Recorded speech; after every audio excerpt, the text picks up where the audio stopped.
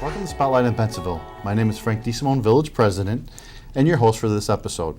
Today we'll be discussing the Chicago Honor Flight with Mary Pettinato, co-founder of Honor Flight Chicago, and Irv Abramson, World War II veteran. Welcome to the show. Thank you. Thank you. Mary, can you please tell us a little bit about what Honor Flight Chicago does?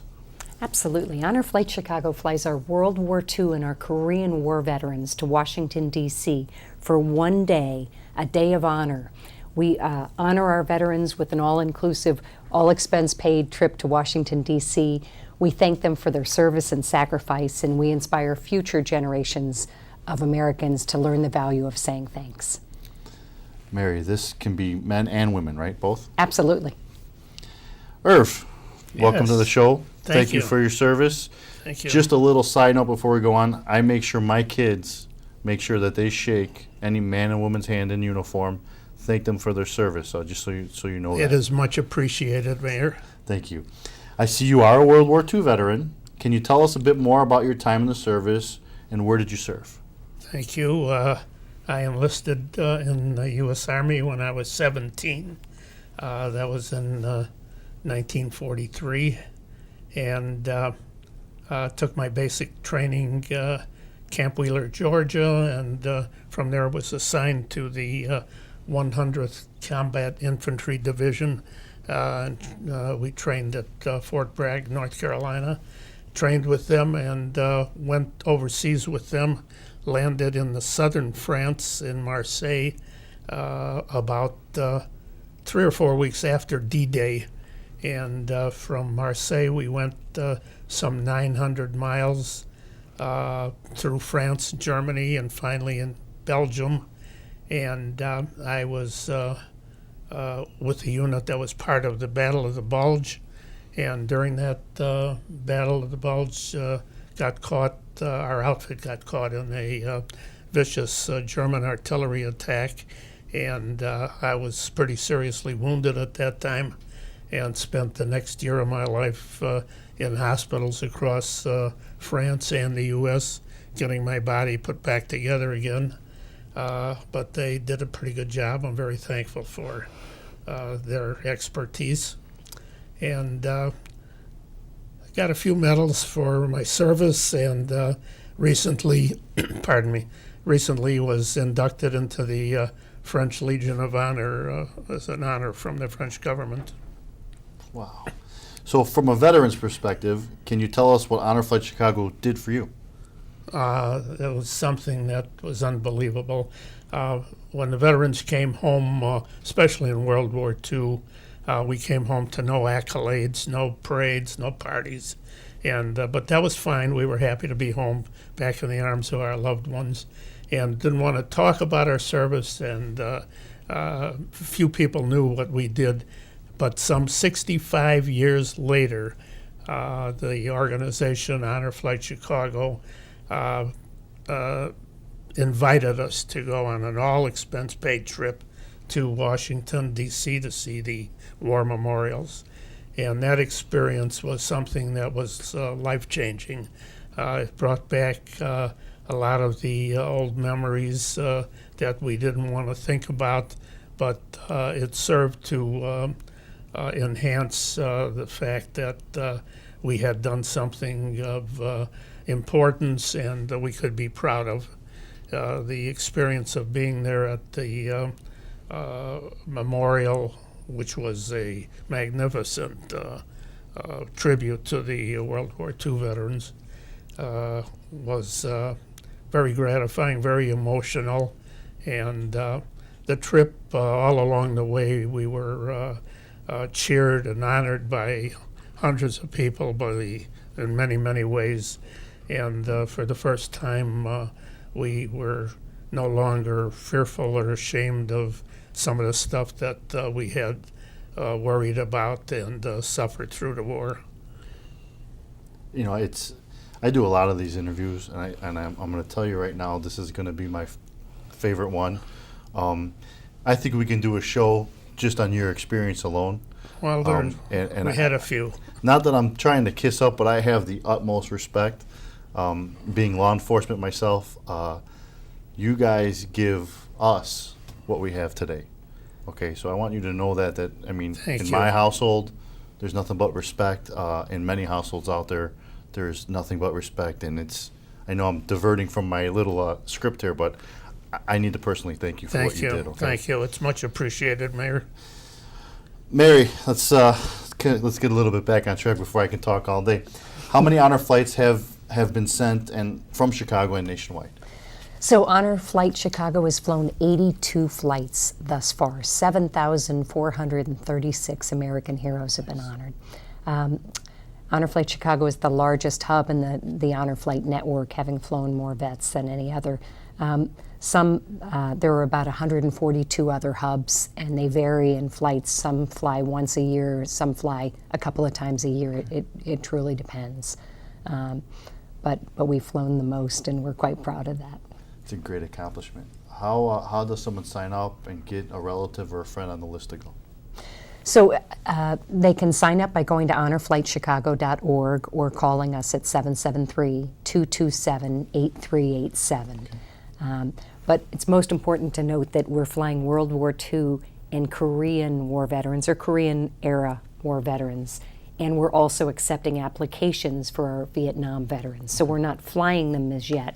But when we begin flying our Vietnam veterans, it will be based on date of application. So we ask our Vietnam vets to get their apps in. Mary, do you have any other stories about this special day of honor and how it impacts veterans and their families? Oh, I have so many Several stories. I stories? would love to share. We've been doing this now for 10 years. Okay. And for 8 of the 10 years, we flew only World War II heroes. And now we're flying World War II and Korean War heroes. I have one brief story. We flew a veteran who was terminally ill. He was World War II and Korean War veteran. And even as late as the day before the flight, he said he didn't know if he could make it. He was in such pain. And we got him on the trip. We got to the World War II memorial first. We said, here's your memorial. We've got a ceremony here, and we've got a professional singer singing the Star Spangled Banner, and kids reciting the Pledge of Allegiance, and a bugler playing taps, and it's just a really special ceremony. And he said, I'm in too much pain. I can't get off the bus. So we get to the Korean memorial next. We say, okay, you served in the Korean War also. Here we are. And he says, I need your help. I need you to get me off this bus. And if you could you hold me up against the Korean War memorial wall? And it's this granite wall with the faces of Korean War veterans that served in Korea. And they're looking out at you, and the statues, the 19 statues reflect into this wall. So it looks like 38 statues to represent the 38th parallel and 38 months of war. And we've got this veteran that we're holding up. 2 big Marines are holding him up against the wall. Dead of summer, it's almost 90 degrees, and he's in a turtleneck. He's got a hat, a scarf, gloves, very cold, and I'm behind him with a wheelchair. And he's just praying. And out of nowhere, someone taps him on the shoulder. And I look incredulous. How could they possibly interrupt this moment? And it's a South Korean family. And they bow at the waist, and they stand back up. And the mother says, thank you for serving our country. And he just turns and he says, I can go in peace now. And his wife called 10 days later to say, my husband got the greatest closure he could ever have. He died peacefully, knowing that what he had done during that war was recognized and to be thanked and recognized for his service. So our World War II veterans admittedly did not get accolades. They didn't get a ticker tape parade. Our Korean War veterans didn't even get recognized as a war. We called it a police action, right? So the Korean War veterans, when we invite them on the trip, when we invite a World War II veteran, they say something like, I'll do you proud, young lady. When we invite a Korean War veteran on the trip, they say, you finally remembered. It's not the forgotten war. Thank you for remembering. And they just start crying. Well, there's a rule on the show. You're not allowed to make the mayor cry. I didn't realize. It just started right now. How can viewers find out more? They could go to our website, honorflightchicago.org. Perhaps the most important thing that I could convey, though, is that it's a one-day trip. Just a one-day trip, but it changes lives forever. And not just the life of the veteran, but of the children, the grandchildren, the neighbors, the friends, all those lucky enough to know this man or woman and to be able to say thanks. One veteran said, they only knew me as the curmudgeon that lived next door that yelled at them for stepping on my grass. Now they know I'm an American hero. Can you guys hang out a little longer with me? Sure. All right, we're gonna we'll take a quick break and we'll be right back with more Spotlight on Bensenville.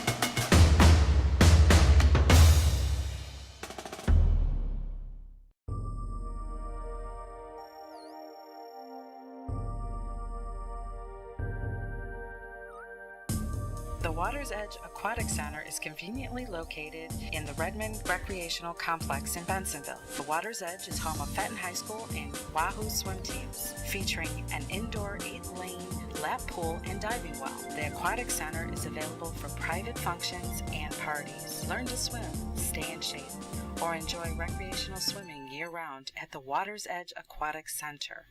The Bensenville Community Library, serving a community of readers. Whether you're old or young, a lover of words, music, or computers, the library has something for you.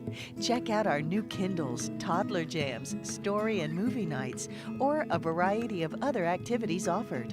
For more information, call us at 630-766-4642 or check out our schedule on the web at benlib.org.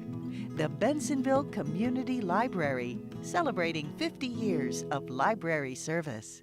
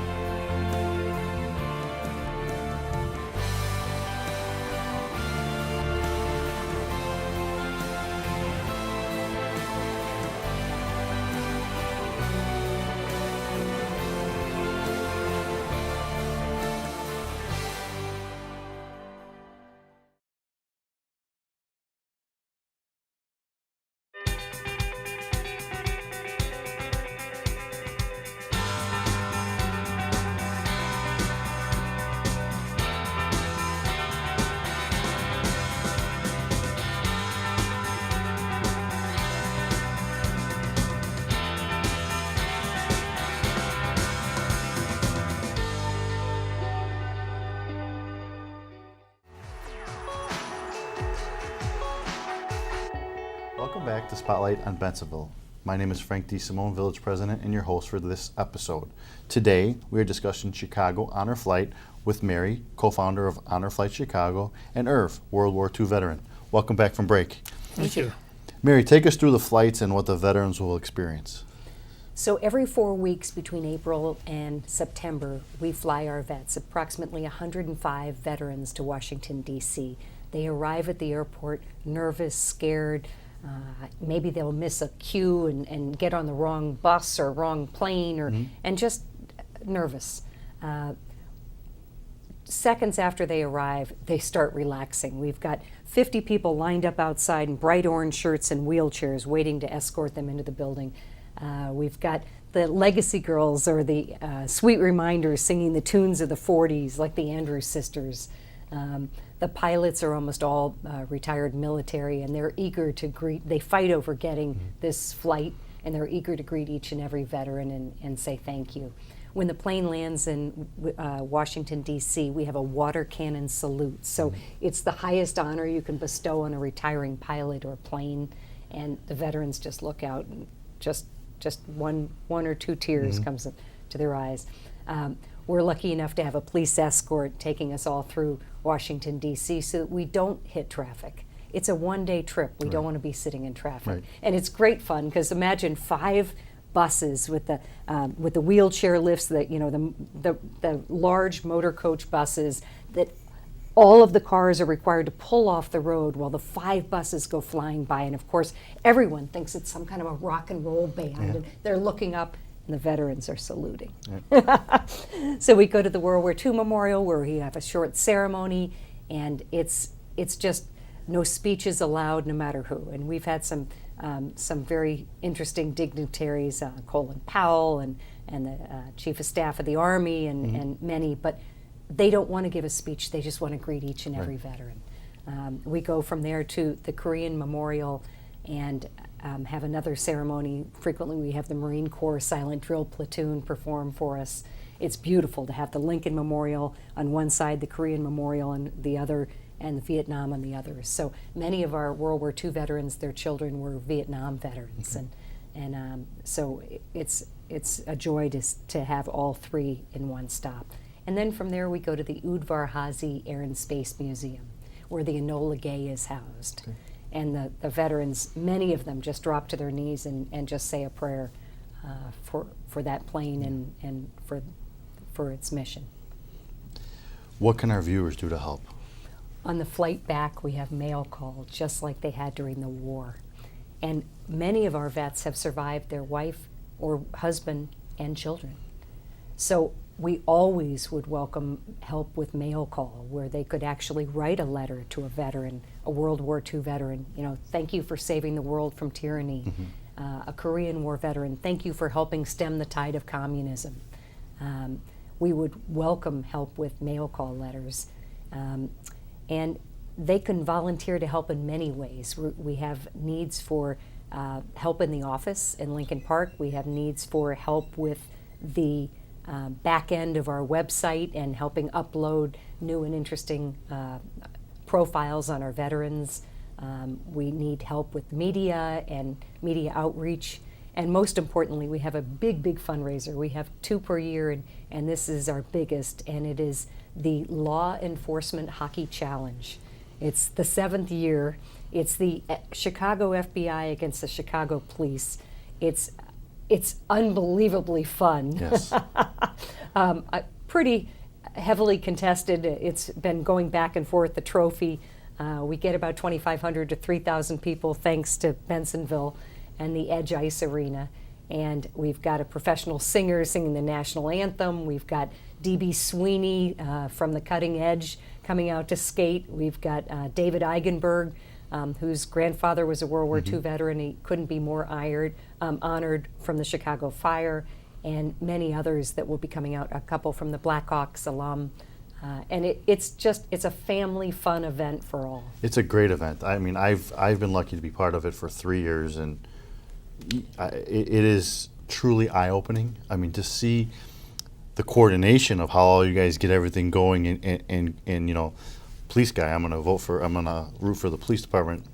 Make sure the feds don't come and follow me. But it is a very, very cool, well-run event. I know you guys do silent auctions are up there.